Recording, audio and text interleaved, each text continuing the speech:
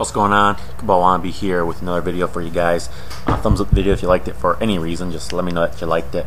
This week we're looking at a couple of cards from, of course, Mirrodin Besieged. And first one I want to take a look at here is Galvanoth. Galvanoth is, if you can't read the card, 3 reds, 5 convert mana cost, 3/3 beast with an upkeep trigger that is look at the top card of your library.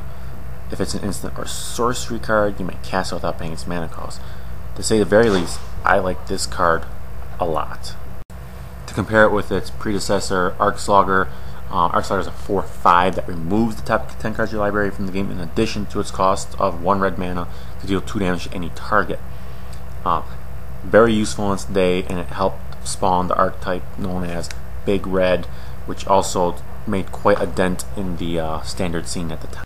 Big Red and its variants are pretty much a casual and cost-effective way of getting into the metagame, and a lot of times they lack a very specific game necessity, and that's drawing cards. Red, as everyone knows, will run out of cards real fast because you play it and you're done. Simple effects for a simple color, pretty much. Galvanoth fixes the problem of card advantage a little bit. As long as you have the instant or sorcery on top of your deck, he's going to play it for you. And you're playing red, so it's probably going to be burn, and it's either going to help clear the board for you, or it's just going to help hit the dome every time. A 3 power body is helpful. The toughness needs to be better. It is a little bit of quote-unquote card advantage, but it's not. I personally love the card, and definitely worth getting, I think, for standard. He does have some other appeal in the fact that you don't have to run burn with him. That's just an obvious thought. You can top deck and reveal any kind of crazy draw 7 or 10 casting cost instant or sorcery spell that you can't cast otherwise. So he can help cheat your spells into play. He might be worth getting just for that, for budget combo decks. Banishment Decree I didn't really care for at first, but from the first couple of seconds I quickly realized that it's creature, artifact, and enchantment temporary removal at instant speed. And that's usually a good thing. The 5 casting cost scares me. I prefer like a 1 double white or 2 double white tops, but I think it's pretty good. I think it's worth playing as maybe 1 or 2 of in standard main deck, but not more than that, not by a long shot. And every other format, it's useless in. At first I wasn't really impressed with the Rot Wolf. He was only 2 and a green for 2/2 infect with some lousy card draw ability.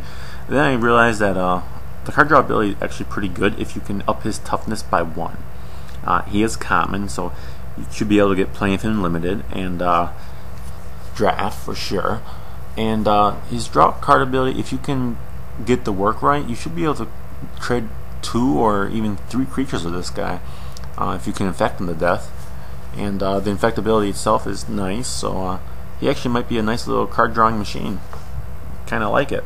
I think Mirrodin Besieged is really a draft set and a limited set. And most of these cards are fitting right into that, and I think it's a good idea. I wish there were more constructed playable cards, but overall cards like Rot Wolf are going to be for the set and not for anything else really outside of standard. So a well-made card made exactly for what they want the set to be, which is to be drafted and played limited wise. Crush is part of a cycle of cards that cost a single mana to cast, and Crush is by far an inferior Shatter, but it's got the fog effect going. It's you leave 1 mana open, and that's got your opponent thinking right there. You got 1 mana open on your turn. He's got a couple guys in the field. What's that 1 mana? You know, and Crush fits right in there. You might not be able to kill creatures, but there's plenty of artifacts to blow up.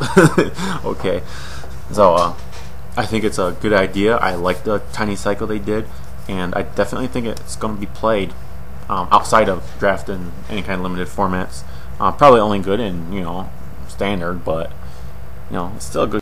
The blue version of the 1 casting cost cycle is Steel Sabotage, and it's 1 blue for an instant, and you only get to choose one of the modes: counter target artifact spell or return target artifact to its owner's hand. I remember Mark Roser was saying something about keeping a null out of Scars of Mirrodin because they wanted to see how the format would react if you could draw a card on an null, so they printed the 2 and a blue a null variant. And Steel Sabotage being at the common level, I like it at the common level, and I think it's a good idea. Does it have home in Vintage and Legacy decks? I think it might, because we got cards like Blue and Red Elemental Blast that are really narrow, and if an Affinity deck rises again, puts like 8 or 12 annuls in there. So if we got any kind of super good artifact deck in Vintage or Legacy, yeah, this will probably see some play. Now this is one of the most exciting cards I found in the whole set. Phyresis, whatever, gives any creature Infect. That's just unbelievable. If you are just running out of Infect guys and can't seem to get that last 1 or 2 points in there, you can just slap it on as kind of a surprise tactic. All this thing needs is Flash, and it would be amazing. It's at the common rarity, and I think they did a really good job printing the card we all wanted. If it would cost 1 black mana, I would have been super psyched, man. But did not. But I still think 2 mana is probably a good deal for something that could potentially win the game by itself. I am Cabalwannabe. Stay tuned this week for the bonus video, and I'll see you on Tuesday.